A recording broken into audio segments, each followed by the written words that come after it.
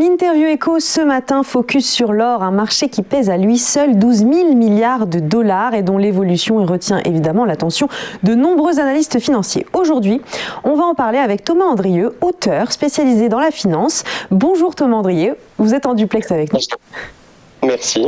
Alors, l'or, justement, c'est un sujet qui vous passionne. Vous en avez même consacré un livre, L'or et l'argent, guide complet pour investir aux éditions JDH. On va l'évoquer en fin d'interview.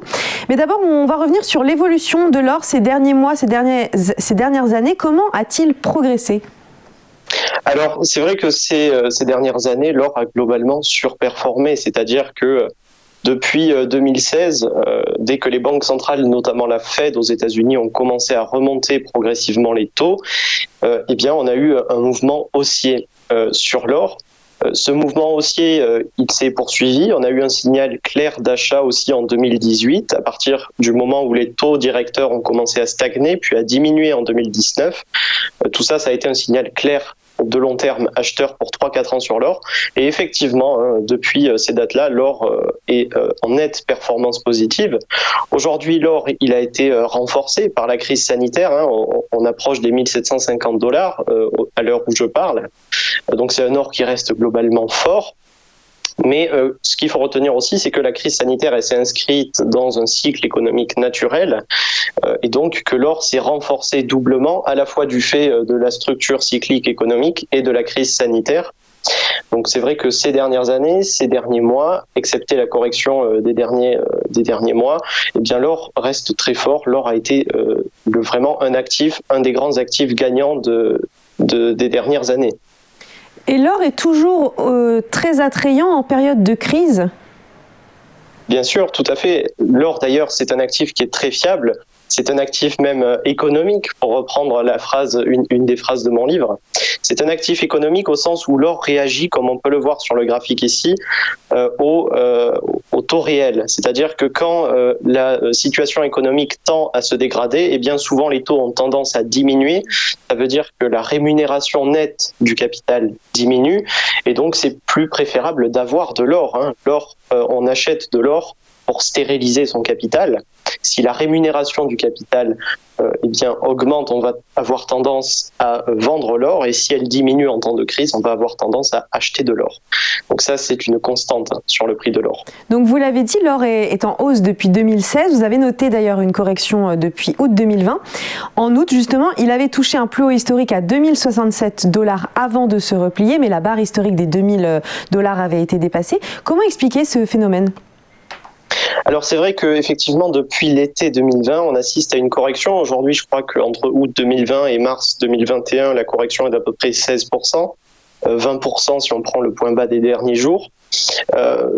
Concrètement, ce qu'il faut retenir, c'est que c'est une correction tout à fait normale. On peut le voir sur le graphique. Ce qui s'est passé en réalité depuis l'été 2020, c'est que les taux des dettes publiques, les taux ont commencé à réaugmenter. Et donc ça a été, sans reprise forte de l'inflation, un facteur baissier sur les taux. Tout simplement, on assiste finalement un peu au même phénomène qu'en 2008 ou en 2013, avec une hausse des taux réels. J'y suis revenu dans mes écrits l'année dernière. Le fait qu'on ait une reprise économique implique aussi le fait qu'on a un réajustement cyclique économique entre les taux réels et la croissance. Et une hausse des taux réels a tendance à défavoriser systématiquement l'or. Donc globalement, ce qu'il faut retenir, c'est que, à mon sens, les taux devraient continuer à rester tendus jusqu'au moins pour les 12 prochains mois. On peut donc assister à d'autres phases correctives sur l'or, mais ces dernières semaines, on assiste à quelques signaux de rebond sur l'or, puisqu'il s'est posé quand même sur la résistance de 2012. Donc c'est très intéressant. On a des figures techniques, les intérêts ouverts sur l'or aussi montrent certains signaux, de même que fondamentalement, avec la reprise de l'inflation. Donc c'est une correction qui s'inscrit dans l'évolution normale de l'or. À ce jour, une correction très importante serait une correction vers les niveaux des 1500-1600 dollars. Là, à mon sens, l'or serait économiquement sous-valorisé. À mon sens, si on arrive sur ces niveaux, ça voudrait dire que globalement, les réajustements économiques se sont terminés et que les taux réels ont terminé leur correction. Voilà. Alors vous avez parlé des 12 prochains mois, mais si on veut contextualiser l'or à plus long terme, à très long terme, en octobre dernier, face à la pandémie, les banques centrales ont vendu plus d'or qu'elles n'en ont acheté. C'était une première en 10 ans. Depuis, quelles sont les politiques budgétaires mises en place ? Alors c'est vrai que c'est une réaction assez étonnante des banques centrales. Est-ce qu'elles anticipaient une hausse des taux et elles ont vendu l'or ? C'est possible.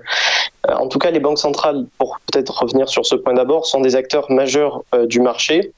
Les banques centrales, en 2019, c'était 15% de la demande. Donc si les banques centrales arrêtent d'acheter, voire vendent de l'or, elles ont une véritable influence sur le marché. Maintenant, à long terme, les politiques monétaires, elles alimentent le cours de l'or. Il ne faut pas oublier que le contexte monétaire dans lequel on est depuis bientôt 20 ans, c'est un contexte qui favorise très fortement l'or, tous les actifs privés au sens large, immobilier, actions, etc. Globalement, les banques centrales, ça s'est confirmé encore hier avec la Fed, elles ne remonteront pas les taux rapidement, mais elles ne peuvent pas non plus baisser éternellement les taux. Elles sont finalement dans un dilemme où on ne peut pas réduire trop la croissance potentielle et on ne peut pas non plus réduire la taille du marché obligataire. Donc ce dilemme va faire que sur cette décennie, les banques centrales, à mon sens, devront effectuer des mouvements de taux, et ce qui pourrait être un facteur de nouveau rallye haussier sur l'or avant la fin de cette décennie, je pense, peut-être. Donc voilà, globalement, le contexte monétaire, j'y suis revenu aussi sur mon site, dans un document prévisionnel.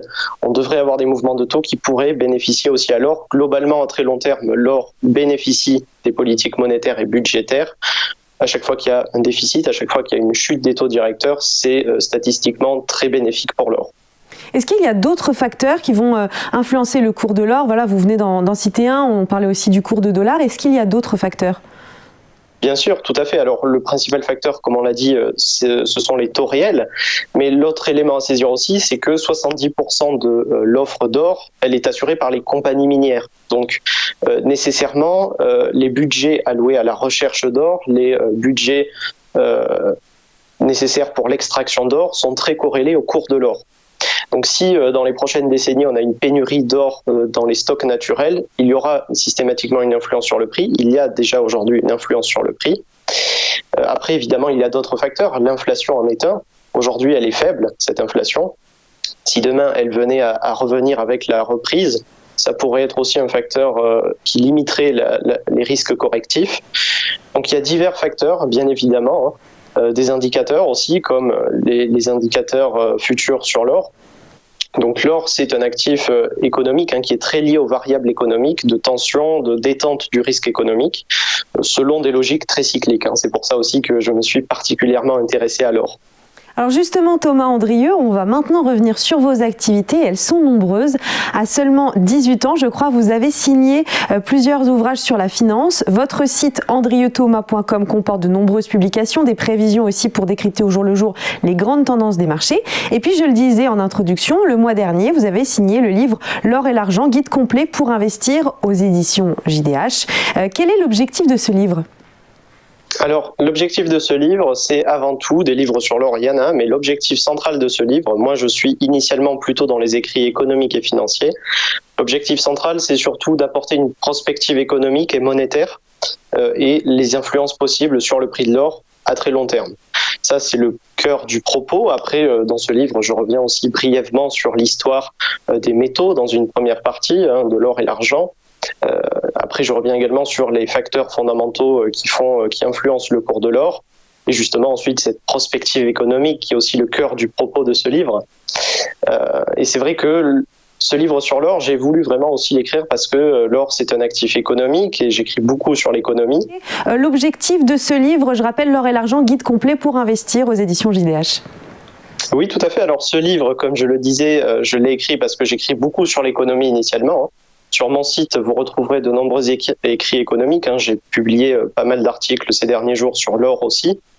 Site web qui a été réalisé d'ailleurs par Roche Group pour qui j'écris.